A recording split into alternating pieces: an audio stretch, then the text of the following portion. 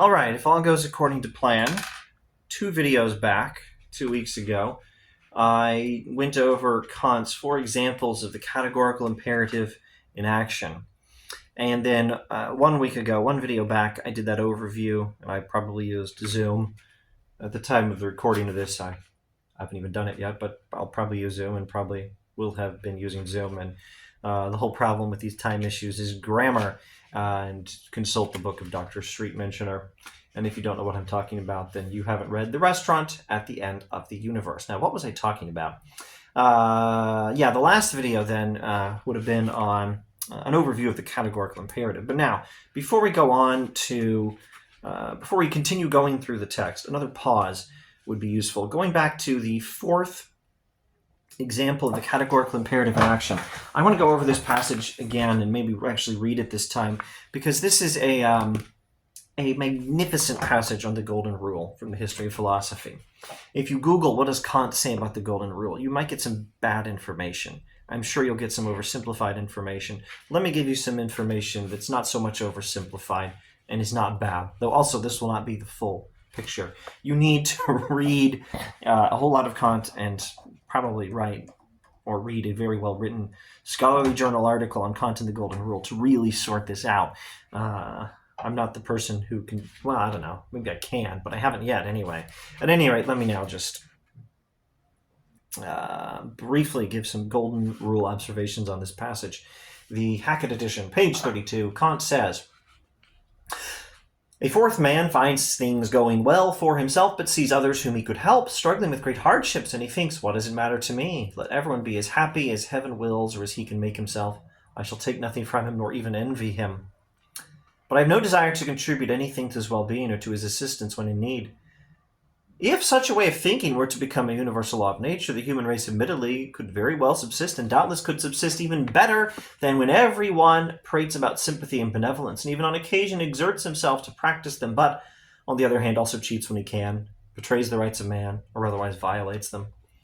But even though it is possible that a universal law of nature could subsist in accordance with that maxim, still it is impossible to will that such a principle could hold everywhere as a law of nature. For a will which resolved in this way would contradict itself, inasmuch as cases might often arise in which one would have need of the love and sympathy of others, and in which he would deprive himself, by such a law of nature, springing from his own will, of all hope of the aid he wants for himself." Now,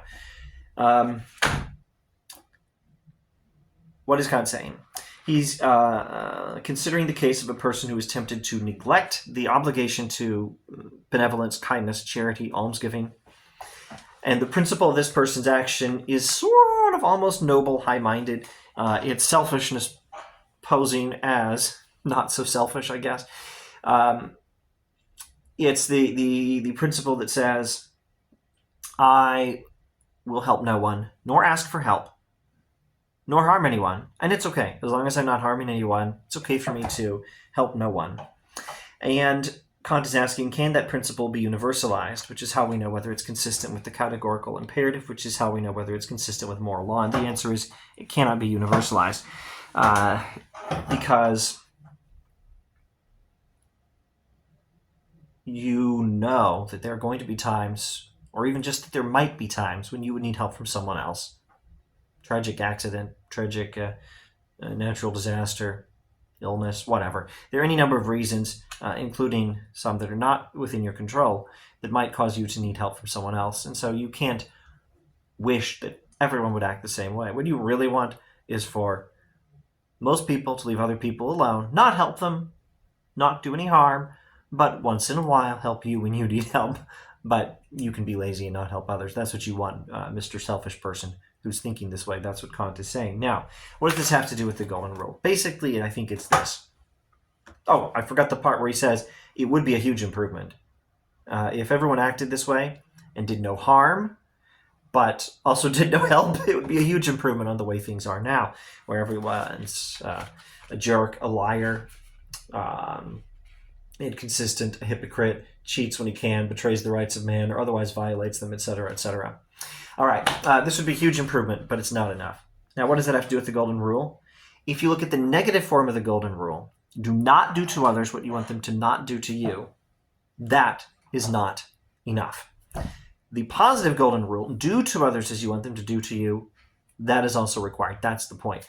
Now, here I'm not going to say whether the categorical imperative is the golden rule, or whether the categorical imperative merely includes the golden rule, but includes more than the golden rule. But I will say, this passage is a magnificent place in the history of philosophy where Kant says, well, generally a magnificent golden rule passage in the history of philosophy, and with Kant specifically, a magnificent passage on the golden rule in Kant, where Kant says, the negative golden rule, do not do to others what you want them not to do to you, is good.